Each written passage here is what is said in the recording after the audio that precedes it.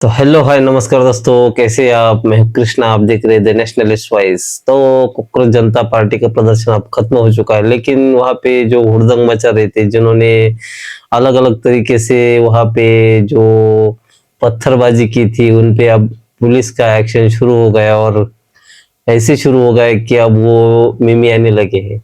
तो चलिए आनंद लेते हैं इस बेहद ही अच्छी घड़ी का, क्योंकि मुझे पता था ये लोग कितना भी कुछ कर ले, आखिर में इनको भुगतना तो पड़ेगा और वसूली इस तरीके से होगी। अब कहा ये भी जा रहा है कि पुलिस ने वहां पे जो उनके कैमरा लगे थे, जो उन्होंने वो फोटोज लिए थे, उससे उन्होंने लगभग 400 ऐसे बंदे थे उस प्रोटेस्ट में, जिनका पहले से ही क्रिमिनल कुछ बैकग्राउंड था। मतलब ऐसे ऐसे लोग वहां पे आए थे और उनके दिलों में सिर्फ यही था कि कुछ भी करके हम हुड़दंग मचा के अराजकता फैलाएंगे। लेकिन अब पुलिस ने अब वो लिस्ट भी जारी कर दी है और उनके ऊपर अब एक्शन शुरू होना लाजमी है। तो देखते हैं कि सबसे पहला वीडियो कौन सा है और क्या कुछ वहां पे हुआ था। तो सबसे पहला जो वीडियो है वहां पे जिसने इस प्रोटेस्ट में हुड़दंग मचाया था, उसकी पब्लिक ने, मॉब ने किस तरीके से खातिरदारी की है, आप देखिए। शुरू करते हैं। दे दादा दा भाई इसका सर फोड़ दिया बंदे का, ये कैमरामैन का सर फोड़ दिया।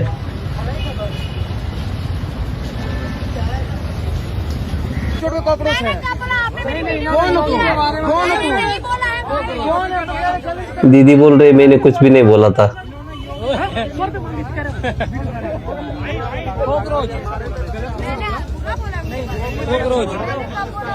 महिला का पूरा सम्मान करते हैं हम लोग, लेकिन एक ही चीज कहना चाहते हैं, जब पिछवाड़े में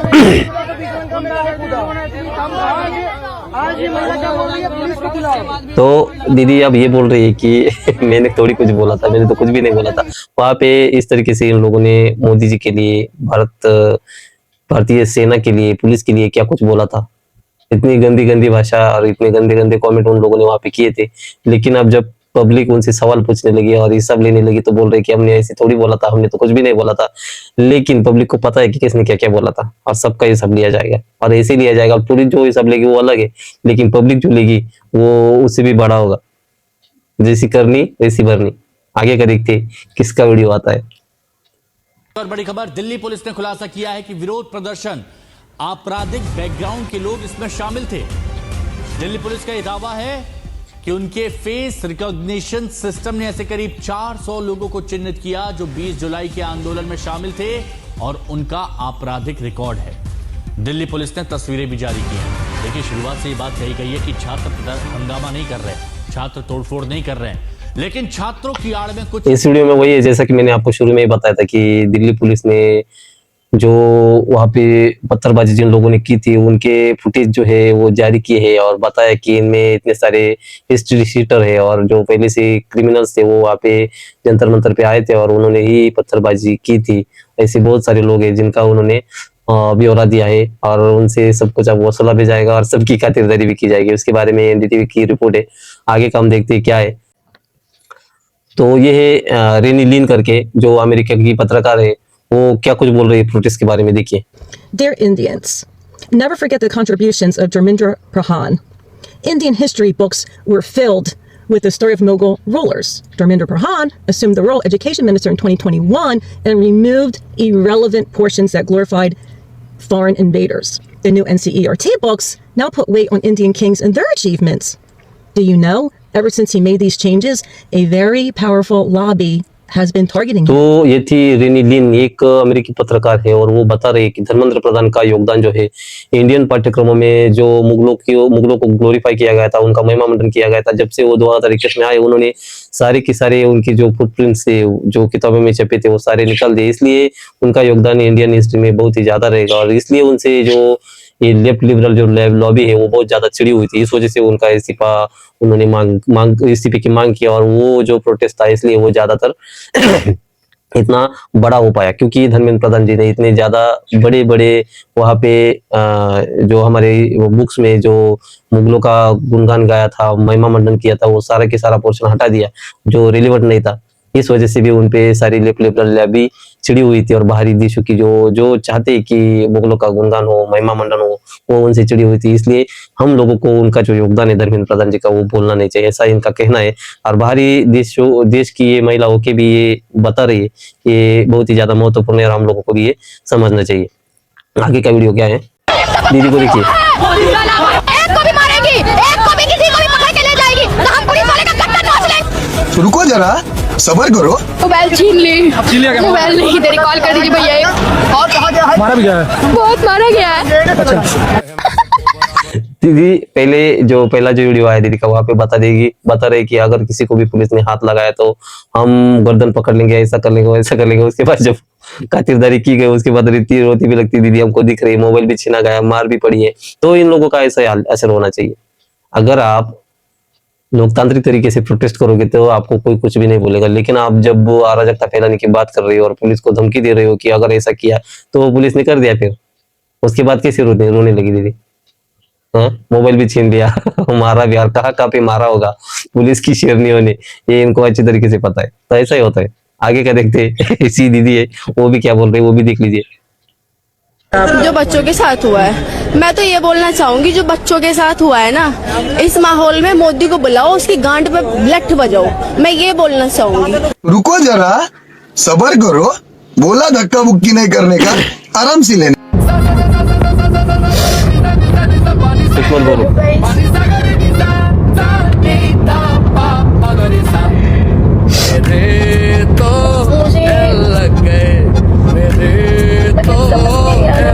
क्या बोलूं?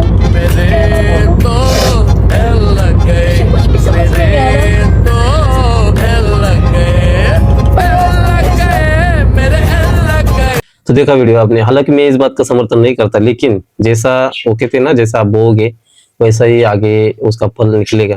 तो दीदी जो बोल रही थी शुरुआत में, वो क्या सभ्य भाषा थी? क्या बोल रही थी दीदी? इस तरीके की घटिया भाषा का उपयोग कर रहे हैं आप प्रधानमंत्री के लिए, मोदी जी के लिए, और फिर आप उम्मीद ये कर रहे हो कि हमें अच्छी ट्रीटमेंट मिले सामने वालों से। तो ये हरगिज होने वाला नहीं है। जिस तरीके का आपका बर्ताव होगा वही आपको वापस मिलेगा। हालांकि इन लोगों का गाड़ी की कांच फोड़ी गई, इसके समर्थन में मैं नहीं हूँ, लेकिन आप अगर ये मोदी जी से प्यार करने वाले, देश से प्यार करने वाले जो लोग हैं, वो भी तो अपना गुस्सा कहीं ना कहीं तो दिखाएंगे। अगर आपने ऐसा नहीं बोला होता तो आप पे कोई, किसी की क्या मजा लेगी, कोई आके ऐसे ही आपको बोल दे या कुछ आपकी गाड़ी की कांच फोड़ दे। लेकिन आपने जो बोया था वही आज सामने निकल के आया है। और इस तरीके की गंदी गंदी भाषा है, खास करके लड़कियों ने बोली है। कुछ वीडियो तो ऐसे है कि मैं वो दिखा भी नहीं सकता, इतनी गंदी गंदी भाषा का उपयोग वहां पे हुआ है। और शर्म आनी चाहिए उन सारे माँ बापों को। हालांकि उनका भी कोई दोष नहीं, जो 50% तो दोष उनका भी है कि ऐसी औलादे आपने पैदा करके समाज में भेजी है, और ये आगे का भविष्य क्या होगा इनका तो जाने दो, छोड़ो, लेकिन देश का क्या होगा? मतलब इतनी गंदी भाषा और इतने गंदे विचार इन लोगों के दिल में है, तो आगे होगा क्या भगवान ही जाने। सबसे इंटरेस्टिंग पार्ट मुझे इस प्रोटेस्ट में ये लगा, और ये वीडियो आप देखिए, आप भी चौंक जाओगे। मतलब वो कहते हैं ना, बेगानी शादी में अब्दुल्ला दीवाना, तो ये जो अब्दुल्ला है वो है पाकिस्तान, और वो दीवाना इसलिए हुआ है। आप सुनिए, खुद सुनिए क्या रहे हैं वो लोग। So I think all in all great success.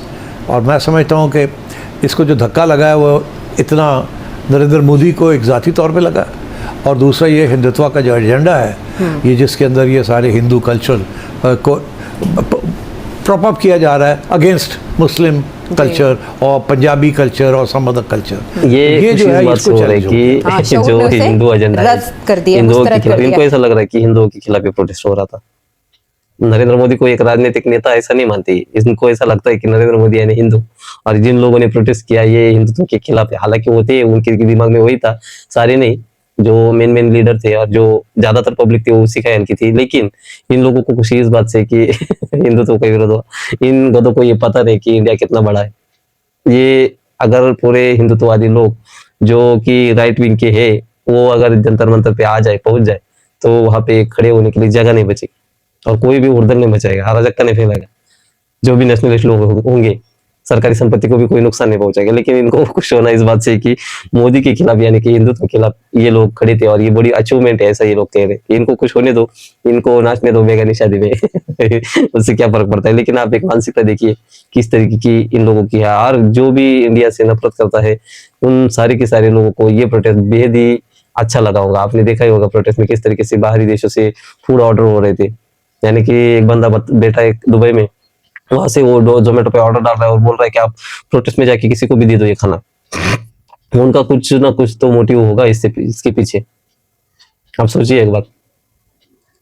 हालांकि प्रोटेस्ट में जो भी मांगी थी वो बेहद ही मतलब अच्छी नहीं थी। उसके बाद गवर्नमेंट में अच्छे निर्णय लिए और आशा है कि आगे कुछ पॉजिटिव निकलेगा इससे। आगे देखिए दीदी क्या बोल रही है। माननीय प्राइम मिनिस्टर जी नरेंद्र मोदी जी, मैं आपसे हाथ जोड़कर माफ़ी मांगती हूँ। मैं आपसे क्षमा चाहती हूँ। जो आपके विरोध मेरी वीडियो बनी थी, मैं उन वीडियो को लेके बहुत ज़्यादा शर्मिंदा हूँ। मैं बहुत ही ज़्यादा गिल्टी फील कर रही हूँ। मुझे ऐसा नहीं करना चाहिए था और मैं चाहती हूँ कि मेरे खिलाफ़ कोई भी एक्शन ना लिया जाए और आप मुझे माफ़ी क्यों ना लिया दें। जाए? आगे से फ्यूचर में, वर्तमान में, फ्यूचर में कभी भी मैं ऐसी कोई वीडियो नहीं बनाऊंगी, कभी भी ऐसा कोई कदम नहीं उठाऊंगी जो गलत हो। बस मेरी आपसे इतनी ही विनती है कि आप मुझे माफ़ करें। अब देखिए, आप ये दीदी बोल रही है कि मोदी जी आप मुझे माफी दे दो, मुझे माफ कर दो। हालांकि पहले इन्होंने हगा था वहां पे जाके, जो कुछ भी गंदी गंदी भाषा का इस्तेमाल किया, बोला, उसके बाद उनको लगने लगा कि अब तो ये तो पानी तो सर के ऊपर से है। और ये बच्चे ऐसे भी नहीं है, ये लड़की देखिए आप, ये ऐसे नहीं कि 15-16 साल की बच्ची है कि इसको पता नहीं कि क्या बोले, जानबूझ के इन लोगों ने बोला था। और जब भी पब्लिक का वो इनको सामना करना पड़ रहा है तो ये बोल रहे कि मोदी जी मुझे माफ कर दो। क्यों माफ कर दे? छोटे बच्चे थोड़ी हो, सब कुछ सोच समझ के इन लोगों ने बोला था। इनको पता था कि हम क्या बोल रहे हैं।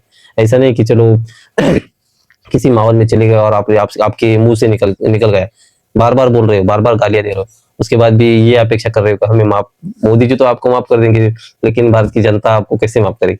दीदी देखिए आप आगे होगा क्या। और मैं किसी हिंसा के पक्ष में नहीं हूँ, लेकिन मेरा कहने का मतलब ये है कि आप जो आपने वीडियो जब बनी थी और वो वायरल हो गई, उसी वक्त आपने ये माफी का वीडियो बनाना चाहिए था कि मुझे माफ कर दो। लेकिन इन्होंने बनाया कब? पहले तो खूब वायरल हुआ, उसके मजे लिए इन लोगों ने, क्या बोल दिया मैंने। लेकिन उसके 2-4 दिन बाद जब पब्लिक की प्रतिक्रिया आने लगी तब इन लोगों ने ये वीडियो बनाया, पहले नहीं सूझा इन लोगों को। और इस दीदी के जैसे ऐसे बहुत सारी लड़कियां, ऐसे बहुत सारे लोग हैं जिनकी वीडियो सामने आए थे और अब माफी ना मांगने लगे। कहां से इनको माफी मिलेगी? आगे का वीडियो देखते हैं।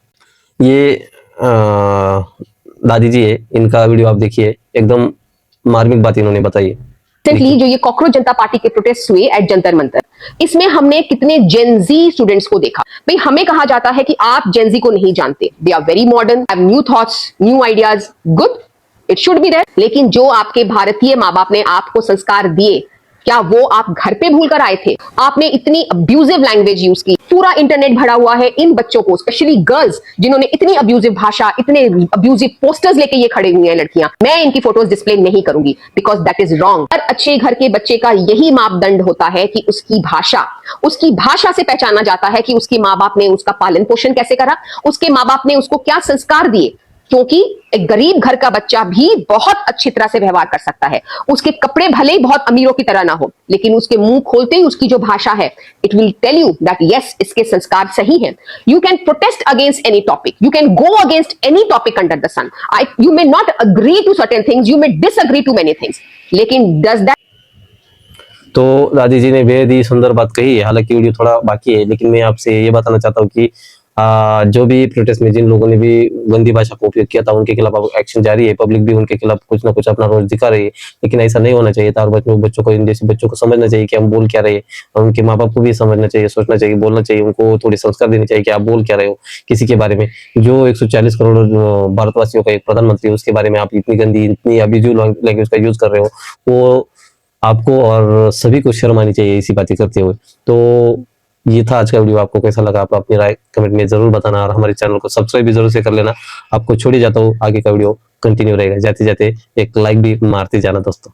चलो मैं मिलता हूँ आपसे अगले वीडियो में, वीडियो कंटिन्यू रहेगा। You may not agree to certain things, you may disagree to many things, लेकिन does that tell you to cross the limit of the language that you are going to use? How can young girls and boys use this type of language? What has happened to their parents? कहाँ है वो, कहाँ है उनके संस्कार और कहाँ है उनकी पढ़ाई लिखाई? And I'm sure most of these parents have been educated in very good schools. तो कहाँ है आपकी वो education? Because your children are not reflecting the education that you have had. आपने बड़े बड़े स्कूलों में पढ़ाई करी, लेकिन आप अपने बच्चों को एजुकेट करना भूल गए. If these type of children are coming out of your homes and protesting on the streets, the parents need to go back at the table and learn what good parenting is. Learn it from your parents, because someway you are failing your Gen Z children. हमें अपने बच्चों के अंदर अपनी संस्कृति, अपनी भाषा, अपने धर्म के लिए इज्जत, धर्म के लिए प्यार जगाना पड़ेगा. और उसके लिए पहले हमें ये शिक्षा लेनी पड़ेगी. हम अपने बच्चे को खुला नहीं छोड़ सकते कि जाओ सड़कों पे और कुछ भी बोल दो. बोलो तो उसकी रिस्पॉन्सिबिलिटी लो. आने वाले सालों में भी बच्चे पैदा होंगे, और अगर वो इन जैसे जेनजियों के बच्चे होंगे तो वो क्या संस्कार देंगे? हमारा देश किस दिशा में जा रहा है? अपने आसपास के देशों का हाल देख लो, और अगर अपने देश का हाल वो नहीं चाहते हो तो अपने बच्चों के अंदर सही संस्कार डालो और अपने बच्चों को एक सही दिशा में लेकर जाओ और उनकी भाषा को सुधारो. So children, take responsibility of your future, take responsibility of the coming generations that are going to come in India, and take responsibility of your country. Jai Hind.